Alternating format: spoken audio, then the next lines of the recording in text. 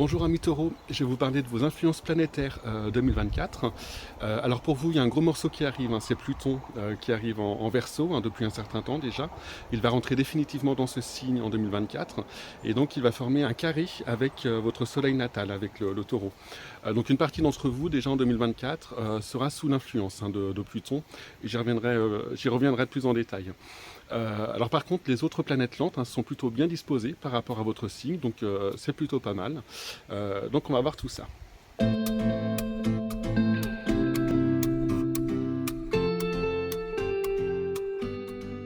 Sur cette animation, vous allez voir avancer les 5 planètes les plus lentes durant l'année 2024.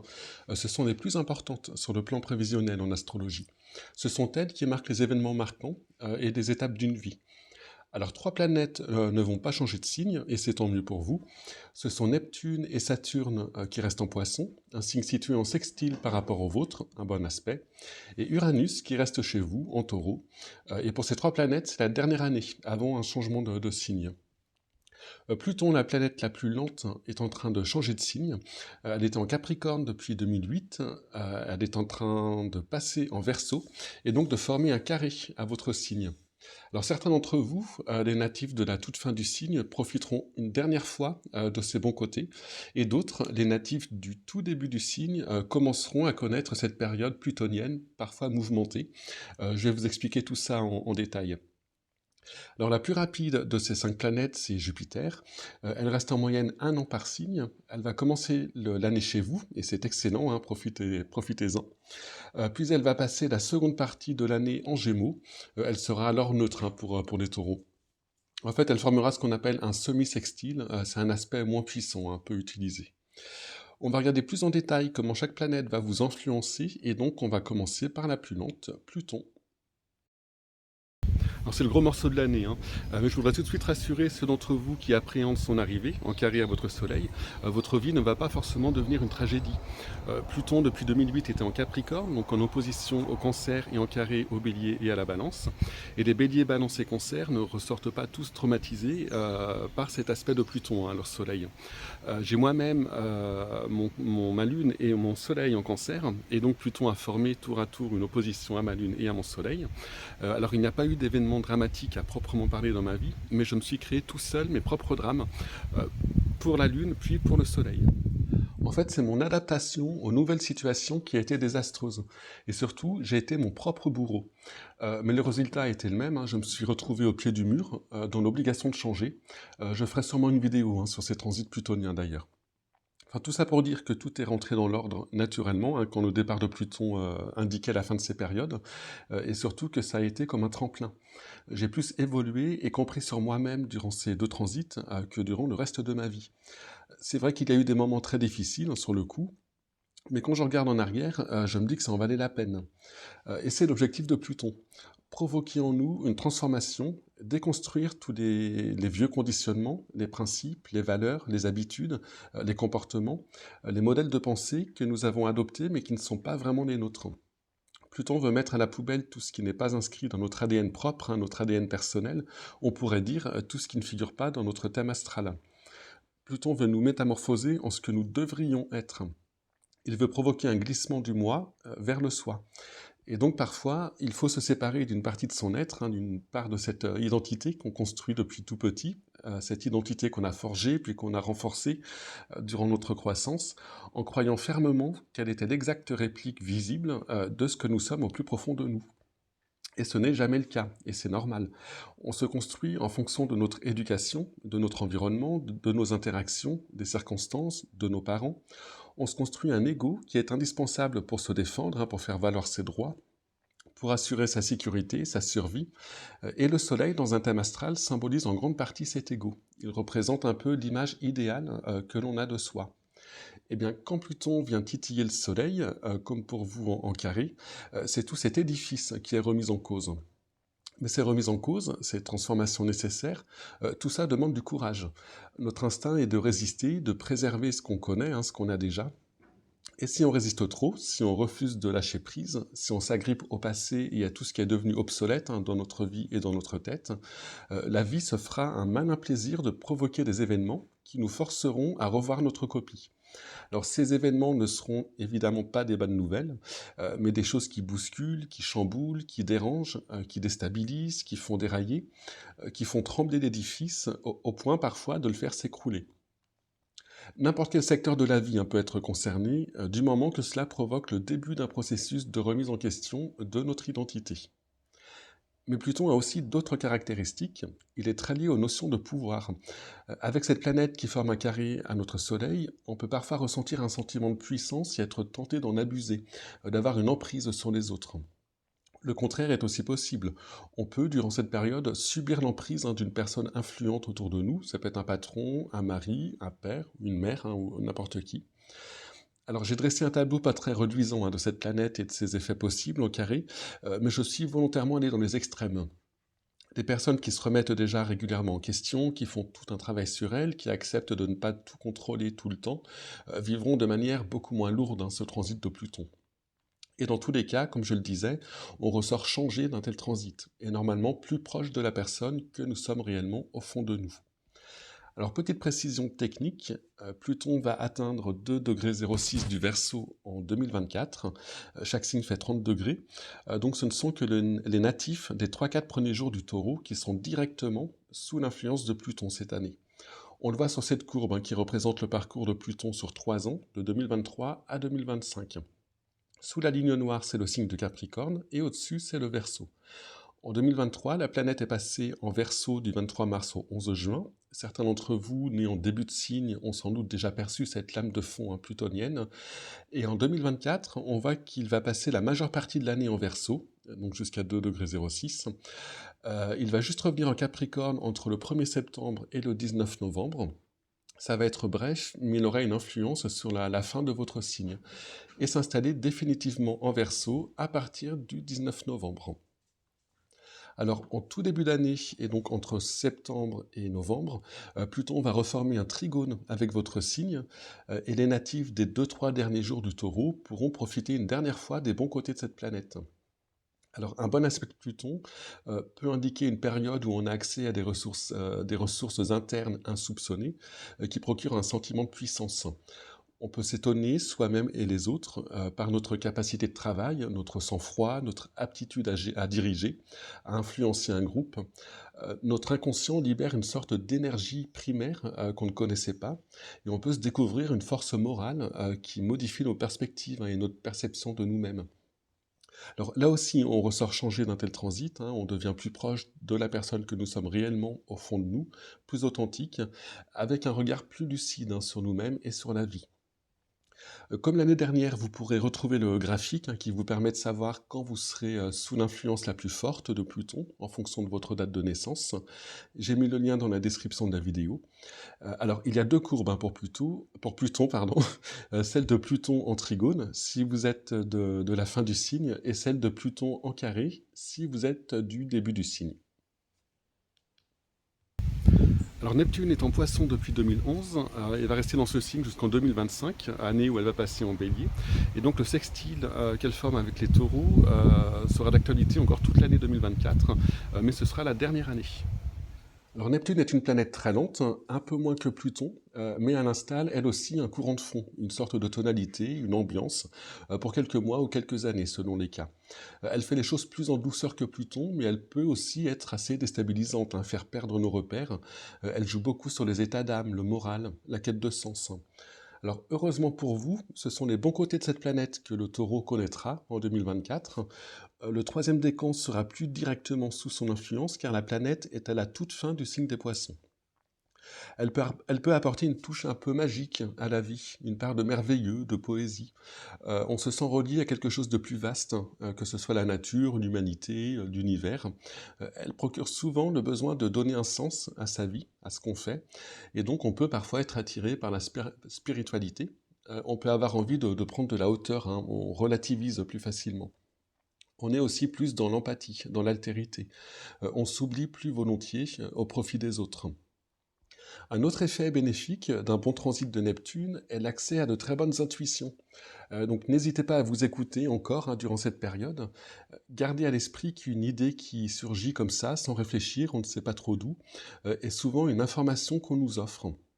Alors le risque est que le cerveau prenne très vite la relève et commence en mode automatique à chercher toutes les excuses pour ne pas suivre ses intuitions. Le cerveau, c'est le roi des pensées limitantes. Alors essayez de rester conscient de cette différence entre intuition et raison, et vous verrez que c'est souvent l'intuition qui a raison.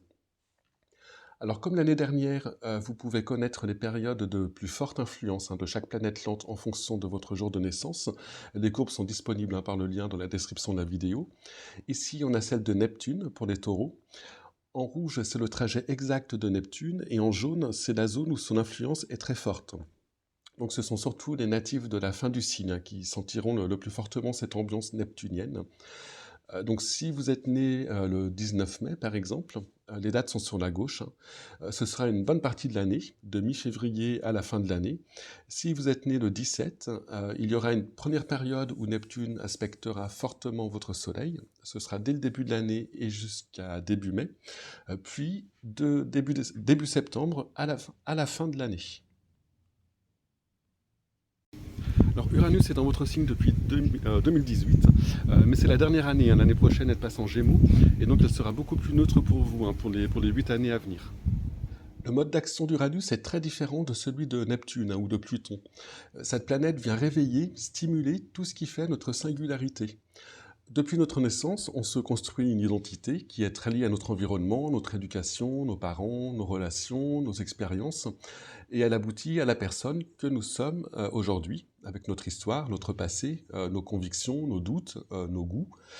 Mais cette personne que nous sommes devenus aurait été très différente si elle avait grandi dans un autre milieu, un autre pays ou une autre époque. Il y a une chose qui ne change pas, c'est le noyau de la personnalité, son centre. Jung l'appelait le soi, ce que nous sommes au plus profond de nous, qui est là dès la naissance, c'est tout notre potentiel. Et notre personnalité visible, affichée, en est plus ou moins proche. On est tous plus ou moins modelés par notre environnement à des degrés divers, sans en être conscients. Eh bien, quand Uranus en transit forme un aspect à notre Soleil, c'est ce noyau, ce centre, qui est stimulé et qui cherche à se manifester. C'est la partie de nous la plus personnelle, la plus singulière, la plus individuelle, celle qui a été là dès le premier jour, qui fait notre originalité, qui nous rend uniques, qui ne sera jamais influencée par le monde environnant, qui va vouloir s'exprimer. Uranus a donc un effet stimulant, électrisant et reboostant, mais cela agit directement sur une partie de nous qui n'était pas toujours visible et dont on n'avait parfois même pas conscience, mais qui pourtant est ce que nous sommes le plus profondément. On prend donc souvent, lors des transits d'Uranus, des décisions qui surprennent notre entourage, qui nous surprennent parfois aussi nous-mêmes, mais avec l'impression un peu étrange d'être dans le vrai, que ces décisions sont les bonnes et qu'elles nous ressemblent vraiment. Surtout que pour vous, Neptune sera là pour vous offrir de bonnes intuitions, comme on l'a vu juste avant. On peut donc, sous influence uranienne, vivre des virages à 180 degrés. On peut procéder à des changements importants qui vont modifier notre vie. On se remet sur les rails, en fait, de notre propre chemin. Alors ça se fait très rapidement avec Uranus, sur des coups de tête. On a tout à coup la conviction que c'est ce qu'il nous faut. Et le plus souvent, on a raison. Alors on est aussi épris de liberté, on a beaucoup plus de mal avec tout ce qui ressemble à des contraintes, des limitations, des obligations, et tout ce qui nous empêche d'exprimer librement qui nous sommes, et d'agir comme on l'entend. D'ailleurs, on se rebelle plus volontiers sous influence uranienne. On ose affronter un supérieur, un patron, un parent, ou toute forme d'autorité. On dit ce qu'on pense, de manière parfois maladroite ou trop directe. Alors pour vous, Uranus sera en conjonction, tout cela sera donc vécu assez fortement. Ce transit planétaire sera plus ou moins bien vécu en fonction de la position d'Uranus dans votre thème astral. Alors on peut se sentir plus irritable, s'énerver plus facilement, être un peu trop speed. On peut se sentir dépassé par les événements qui s'enchaînent à toute vitesse ou par la direction pas du tout prévue que prend notre vie. Mais tout cela peut aussi être très excitant, ce transit peut représenter une période de notre vie extrêmement stimulante et exaltante. Alors la manière dont on vit des conjonctions des planètes lentes dépend aussi de leur état céleste, c'est-à-dire des aspects planétaires qu'elles reçoivent des autres planètes lentes, ainsi que de leur position en signe. Et en 2024, les 3 planètes les plus lentes, qu'on appelle les planètes transsaturniennes, se soutiendront mutuellement. Alors, je les ai représentées ici, en septembre 2024. On voit qu'elles sont toutes en fin de signe, hein, entre 27 et 29 degrés, donc elles forment des aspects entre elles. Neptune forme un sextile avec Uranus, et Pluton forme un trigone avec Uranus.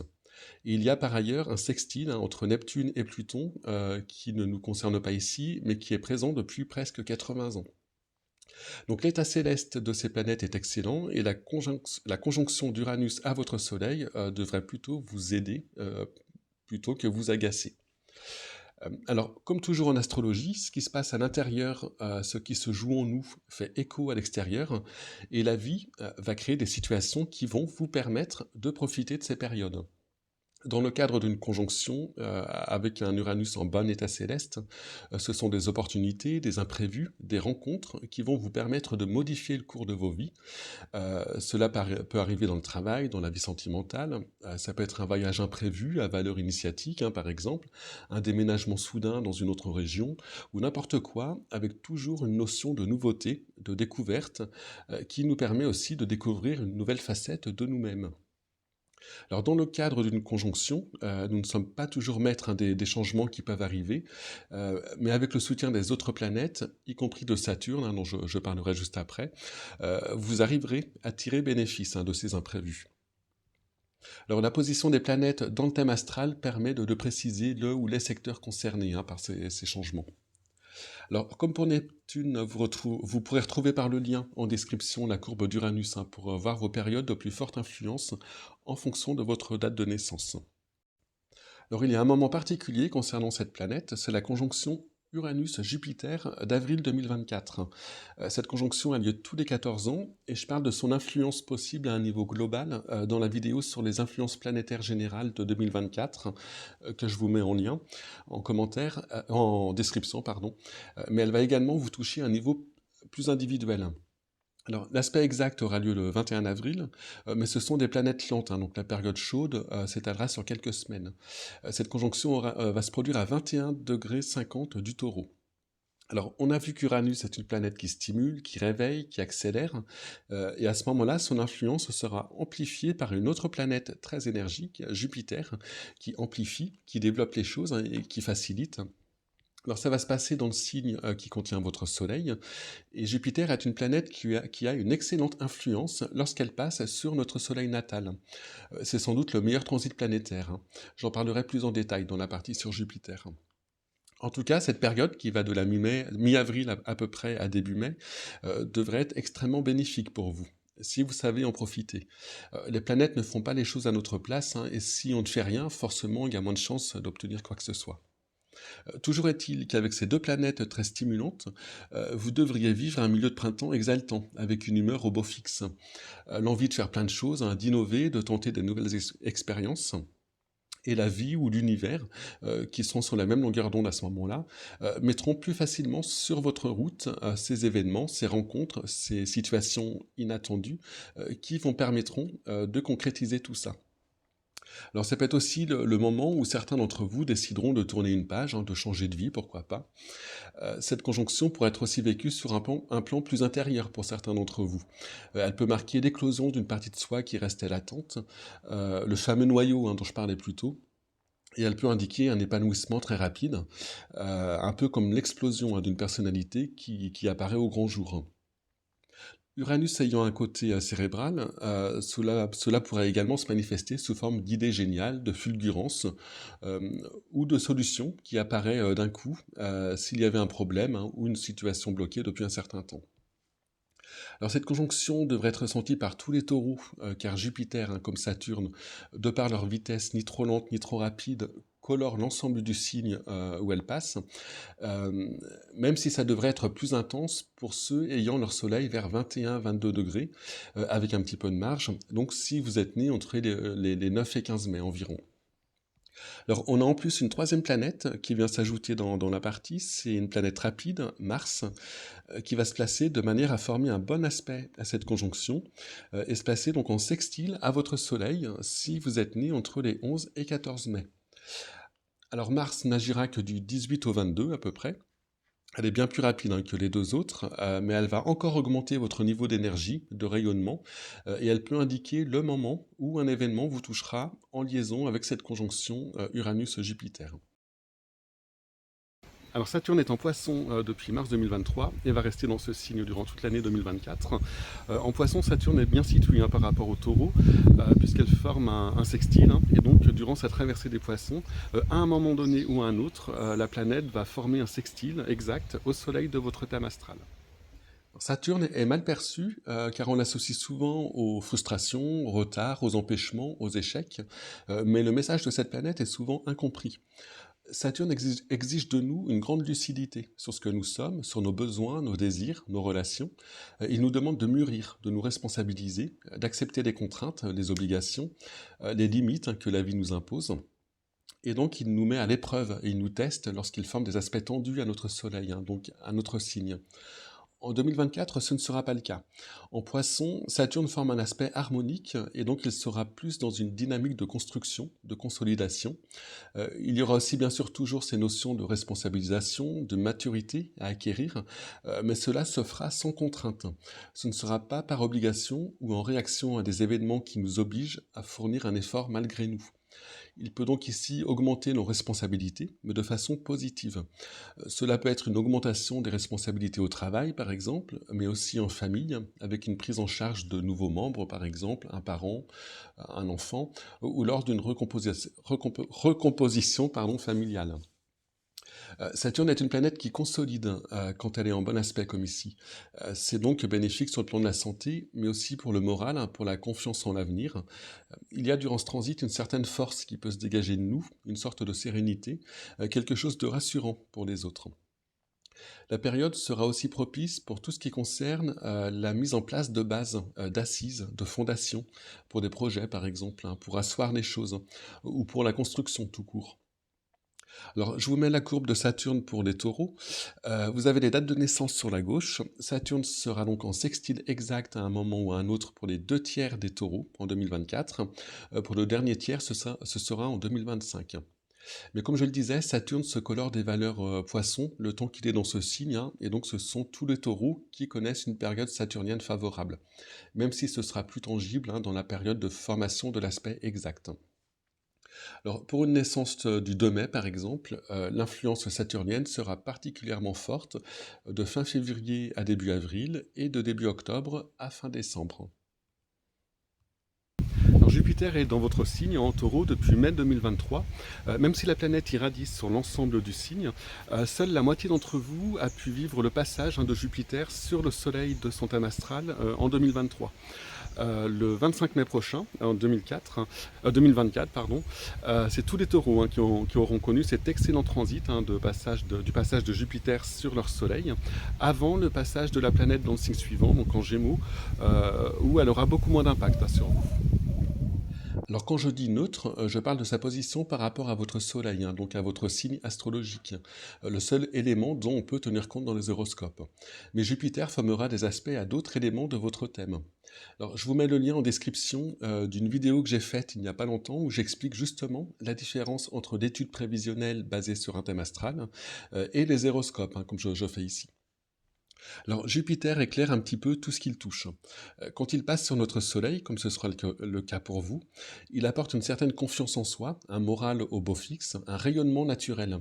On dégage une sorte de joie de vivre, une aura qui nous donne un côté très chaleureux, très attirant. On est optimiste, on aime la vie, on a envie d'en profiter, et c'est souvent contagieux. Alors ce transit planétaire est l'un des meilleurs, sinon le meilleur, et cela n'arrive qu'une fois tous les 12 ans. Jupiter apporte aussi pas mal de succès et de réussite, car la bonne énergie qu'il nous procure attire cela. Il y a une sorte de cercle vertueux qui se met en place sous influence jupitérienne. Ce sont des périodes de chance en général, car nous sommes dans l'état d'esprit qui nous offre ces synchronicités, ces hasards heureux, mais aussi ces rencontres qui tombent à pic.